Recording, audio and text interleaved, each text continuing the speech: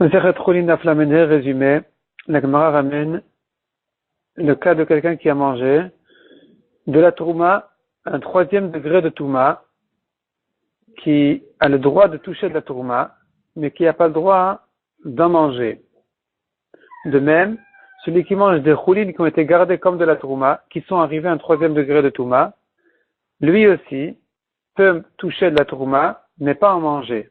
La Gemara explique pourquoi est-ce qu'on a besoin de ces deux halachot-là qui semblent se répéter. Ensuite, la Gemara nous dit un chidush de Rav Yitzchak qui dit que celui qui mange un troisième degré de chulin qui ont été gardés comme du kodesh, eh bien, il peut manger du kodesh. Car le kodesh ne devient un quatrième degré que en touchant du kodesh vraiment et pas en touchant des chulin qui ont été gardés comme du kodesh, ou bien ni en étant mangé par quelqu'un qui a mangé un troisième degré de chulin qui a été gardé comme du kodesh. La Gemara essaye de l'objecter d'abord, et la Gemara repousse en disant que la trouma c'est différent, car la trouma est considérée, même la trouma pure est considérée comme impure en ce qui concerne le kodesh, à qui il faut faire encore plus attention que la trouma. La Gemara continue à objecter jusqu'à ce que la Gemara arrive à une machloket anaïm. Donc c'est effectivement une machloket anaïm, à savoir, est-ce qu'on dit comme Rabbi Yitzchak que celui qui mange, donc que des chulin qui ont été gardés comme du kodesh, qui sont arrivés à un troisième degré, et que Rabbi Yitzchak a dit que ça ne peut pas faire du kodesh à quatrième degré, ou bien on dit que non, celui qui les a mangés ne peut plus manger du kodesh. Donc c'est une machloket anaïm. Ensuite, la Gemara passe à un nouveau sujet complètement. Donc, on a terminé le sujet de degrés de Touma et de Tahara. Et on revient à ce qu'on a vu dans la Mishnah, que la shrita qui a été faite sans que le sang ne sorte. Donc, on a vu dans la Mishnah une marloquette à savoir, est-ce que cette viande-là, elle peut recevoir de la Touma, oui ou non? Selon Tanakama, elle ne peut pas recevoir de la Touma, cette viande-là, donc on peut la manger avec des mains impures. Selon Rabbi Shimon, elle peut recevoir de la touma, parce que c'est vrai qu'il n'y a pas eu de sang ici qui a été marchir cette viande-là, qui l'a rendu apte à recevoir la touma.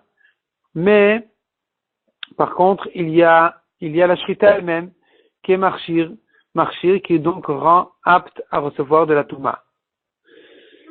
Et la Gemara ajoute sur ce Rabbi Shimon un chidouche de Ravasi qui dit, parce que Rabbi Shimon a dit que la shrita est marchir, c'est-à-dire il n'y a que la shrita qui est marchir, mais le sang de la shrita n'est pas marchir, il n'est pas considéré comme un liquide qui en touchant la viande la rend apte à recevoir de la touma.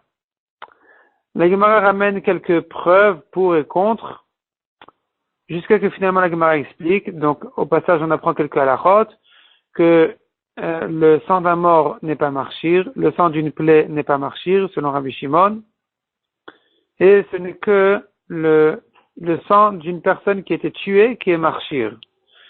Selon Ravasi, même le sang de la shrita, comme on a vu, n'est pas marchir. Donc ce n'est que le sang d'une personne qui a été tuée qui est marchir, et la Gemara ramène là-dessus un pasouk.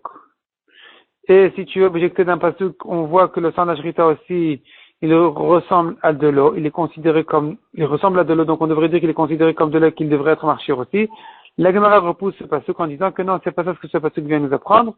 Ce pasuk vient nous apprendre autre chose, il vient nous apprendre que le sang des psulam ugdashin, donc des korbanot psulim, leur sang, il est mutar be'anaa, on peut en profiter, comme de l'eau. J'aurais pu croire que, puisqu'on ne peut pas profiter de leur laine, on ne peut pas travailler avec, donc leur sang aussi, il faudrait l'enterrer, kamash malan, que non, on peut en profiter. Mais ce pasuk ne vient pas nous dire que ce sang-là est comme de l'eau pour être marchir, pour rendre les fruits qu'il va toucher aptes à recevoir de la touma. Donc on maintient les paroles de Ravasi qui a dit que le sang de la shrita n'est pas marchir, et donc ça reste taor. C'est-à-dire, même après la shrita, la viande ne reçoit pas de la touma, c'est-à-dire le sang de la shrita n'est pas marchir, mais la shrita même c'est oui marchir.